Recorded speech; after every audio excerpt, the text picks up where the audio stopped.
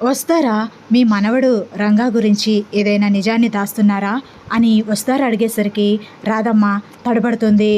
ఆ అదేం లేదమ్మా, రంగా గురించి నిజమేముంటుంది, నిజమేమి లేదు, వాడు నా మనవడే, నా మనవడు రంగానే అని వస్తారా దగ్గర నుంచి వెళ్ళిపోతుంది రాధమ్మ. రాధమ్మలోని మాట తడబాటు, గొంతులోని భయాన్ని చూసి వసుధారకి అనుమానం వస్తుంది. బామ్మగారు తడబడుతున్నారు అంటే ఏదో దాస్తున్నారు అని అర్థమవుతుంది. ఊర్లో అందరూ కూడా రిషి సార్ని రంగా రంగా అంటున్నారు. అసలు ఏం జరుగుంటుంది అని వస్తారా ఆలోచించుకుంటూ ఉంటుంది. ఏం జరిగినా సరే, ఇక్కడ ఎవరు చెప్పకపోయినా సరే, రిషి సార్ రేపు నాతో పాటు ఇంటికి వస్తారు కదా, అప్పుడు అక్కడే మహేంద్ర మావయ్యను చూసి రిషి సార్ నిజం ఒప్పుకుంటారు.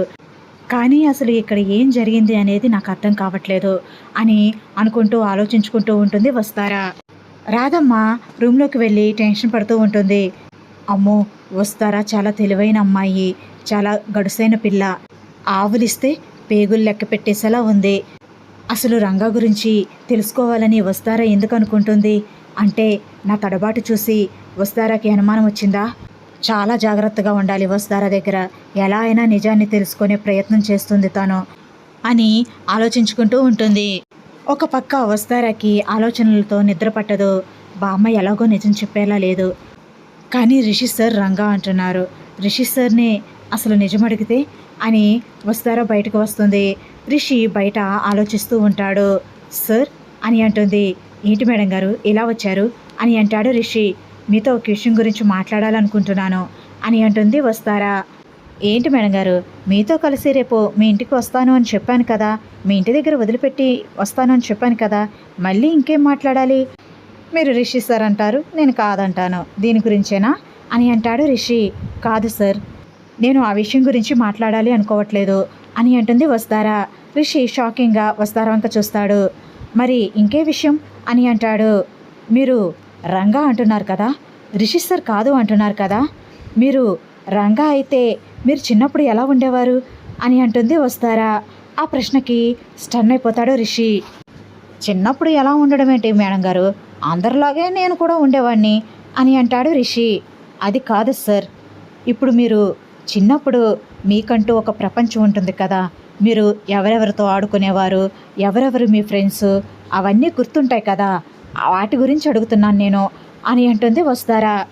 రిషికి ఏం చెప్పాలో అర్థం కాదు. ఏంటి సార్ ఆలోచిస్తున్నారు అని అంటుంది వస్తారా. ఏం లేదు మేడం అని అంటాడు రిషి. మొన్న హెడ్ మాస్టర్ గారి దగ్గరికి వెళ్ళాం కదా, మీరు చిన్నప్పుడు ఆ స్కూల్లోనే చదువుకున్నారా, వేరే స్కూల్లో చదువుకున్నారా అని అంటుంది వస్తారా. నేను చిన్నప్పుడు అని అంటూ ఉంటాడు రిషి. సరే సార్, మీరు చిన్నప్పటి నుంచి ఈ ఊర్లోనే పెరిగారు కదా, మీరు మొన్న తీసుకువెళ్ళిన స్కూలు మీరు చిన్నప్పటి నుంచి ఉందా, లేకపోతే కొత్తగా కట్టారా, మధ్యలో కట్టారా అని అంటుంది వస్తారా.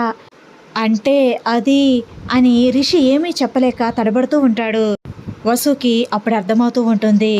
ఏంటి సార్, మీకు ఏమీ గుర్తు రావడం లేదా, చిన్నప్పుడు ఎక్కడ చదువుకున్నారు, చిన్నప్పటి నుంచి మీ ఫ్రెండ్స్ ఎవరు, మీరు ఎవరెవరితో ఆడుకునేవారు, అవన్నీ ఏమీ గుర్తులేవా మీకు అని అంటుంది వస్తారా. అవును మేడం గారు, అవేమీ నాకు గుర్తు రావడం లేదు అని అంటాడు రిషి. రిషి అలా అనేసరికి వస్తారా షాక్ అయిపోతుంది. ఏం మాట్లాడాలో వస్తారాకి అర్థం కాదు.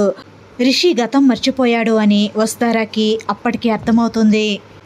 ఇంకా వస్తారా బాధగా రిషి వంక చూస్తూ, సార్ మీరు గతం మర్చిపోయారు అని నేను ఊహించలేకపోయాను, ఏదో కారణం వల్ల నటిస్తున్నారేమో అనుకున్నాను, కానీ గతం మర్చిపోయారా, మీకు ఇక్కడ ఏ మెమరీస్ లేవు కాబట్టి మీరు ఏమీ గుర్తు చేసుకోలేకపోతున్నారు, నిజంగా మీరు రంగా అయితే అవన్నీ గుర్తుంటాయి కదా, మీరు ఆడిన ఆటలు, మీ చిన్ననాటి ఫ్రెండ్స్, మీరు చేసిన అల్లరి, ఇదంతా రంగాకి గుర్తుంటాయి కదా, రంగా చెప్తాడు కదా సార్, మీరు చెప్పలేకపోతున్నారు అంటే మీరు రిషి సార్ అనే కదా అర్థం అని అంటుంది వస్తారా.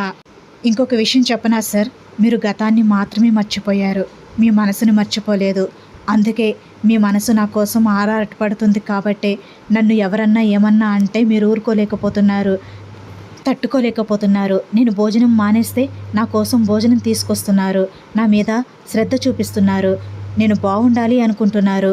ఇవన్నీ నా రిషి సార్ మాత్రమే చేస్తారు సార్, రంగా అయితే ఎట్టి పరిస్థితుల్లోనూ చేరు అని అంటుంది వస్తారా. ఆ మాటలకి రిషికి షాకింగ్గా అనిపిస్తూ ఉంటుంది. మేడం గారు మీరెన్ని చెప్పినా సరే నేను రాధమ్మ మనవణ్ణి రంగానే అని అంటాడు రిషి. గతం మర్చిపోయిన మీకు పదే పదే రంగా అని చెప్పి మీ మైండ్లో అలా ఫిక్స్ చేసేసారు సార్. మీరు రంగా అని రాధమ్మ మనవణ్ణి అని మీకు పదే పదే చెప్పడం వల్ల మీరు అదే నిజమని మీరు అదే ఫాలో అయిపోతున్నారు. కానీ మీరు రంగా కాదు సార్ అని అంటుంది వస్తారా. మేడం గారు అని అంటూ ఉంటాడు రిషి. రిషి సార్ అని అంటుంది వస్తారా కోపంగా. రిషి స్టన్ అయిపోయి వస్తారా వంక అలానే చూస్తూ ఉంటాడు.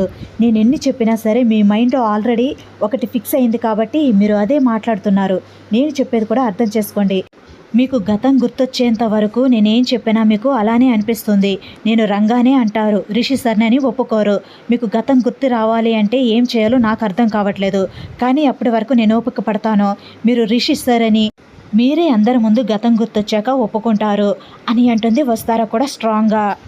ఇంకొక విషయం చెప్పండి సార్, నేనేంటి అనేది నేను ఎలా ఉంటాను అనేది నా రిషి సార్కి తప్ప మీకు ఎలా తెలుస్తుంది? నా రిషి సార్ మాత్రమే పొగరు అసలు తగ్గవు కదా అని నా రిషి సార్ మాత్రమే అంటారు. మీరు ఎందుకు అంటున్నారు? మీరు రంగా అయినప్పుడు నన్ను పొగరు అని ఎందుకు అంటున్నారు? అది మీకు తెలియకుండానే మీరు మీ నోటితో అంటున్నారు సార్. గతం తాలూకు జ్ఞాపకాలు మర్చిపోయినా మీకు మీ మనసు తాలూకా జ్ఞాపకాలు గుర్తొస్తున్నాయి సార్. అందుకే మీరు అంత స్వతంత్రంగా నన్ను పొగరు అని అనగలుగుతున్నారు. మీ మనసు మీకు తెలియకుండానే మీ నోటి ద్వారా చెప్పిస్తుంది సార్. ఇది మీకు ఎందుకు అర్థం కావట్లేదో నాకు అర్థం కావట్లేదు అని అంటుంది వస్తారా. రిషి అయోమయంలో పడతాడు, ఆలోచిస్తూ ఉంటాడు. సార్ నాకు ఇంకొక విషయం చెప్పండి. మీ నానమ్మ అంటే మీకు ఇష్టం కదా? మీరు రంగా అయితే మీరు చిన్నప్పటి నుంచి మీ నానమ్మని చూస్తూనే పెరిగారు. మీ నానమ్మతో ఆడిన జ్ఞాపకాలు ఎన్నో మెమరీస్ గ్రాండ్ పేరెంట్స్తో ఉంటాయి. అవి ఏమైనా ఉంటే ఇప్పుడు చెప్పండి, నాతో షేర్ చేసుకోండి. మీరు నిజంగా రంగా అని నమ్ముతాను అని అంటుంది వస్తారా. రిషికి మైండ్ బ్లాంక్గా అనిపిస్తుంది. ఏమీ గుర్తుండవు. అది అది అని అంటూ ఉంటాడు రిషి. ఇంకా వసుకి అర్థమైపోతుంది. సార్ మిమ్మల్ని ఎమోషనల్గా మెంటల్గా మీరు రంగా అని పదే పదే చెప్పడం వల్ల మీరు అలానే ఫిక్స్ అయిపోయారు. మీకు ఈ ఊరితో చిన్నప్పుడు మెమరీస్ ఏమీ లేవు సార్ అని అంటుంది వస్తారా. రిషి ఆలోచనలో పడతాడు. నాకు నువ్వు చెప్పింది వింటుంటే నిజమేనేమో అనిపిస్తుంది. నాకు ఏమీ గుర్తు రావడం లేదు చిన్నప్పుడు సంగతులు ఏమీ కూడా. నువ్వు చెప్పిందే నిజమైతే నేను వాళ్ళ మనిషిని కానప్పుడు వాళ్ళ మనిషిలాగా నన్నెందుకు చూస్తున్నారు? పరాయి వాళ్ళలాగానే చూడాలి కదా అని అంటాడు రిషి. అదే ఏదో ఉంది సార్, కానీ అదేంటో నాకు అర్థం కావట్లే. నిజం తెలిసిన బామ్మగారు చెప్పడం లేదు. బామ్మగారు ఏదో రహస్యాన్ని దాస్తున్నారు అనిపిస్తుంది అని అంటుంది వస్తారా. అలా దాచవలసిన అవసరం నానమ్మకేముంది? నానమ్మ అబద్ధం ఎందుకు చెప్తుంది అని అంటాడు రిషి. సార్ ప్రశ్న లేకుండా జవాబు ఉండదు, అలాగే జవాబు లేని ప్రశ్న కూడా ఉండదు. నేను అడిగిన ప్రశ్నలకి సమాధానం చెప్పలేకపోయారు బామ్మగారు.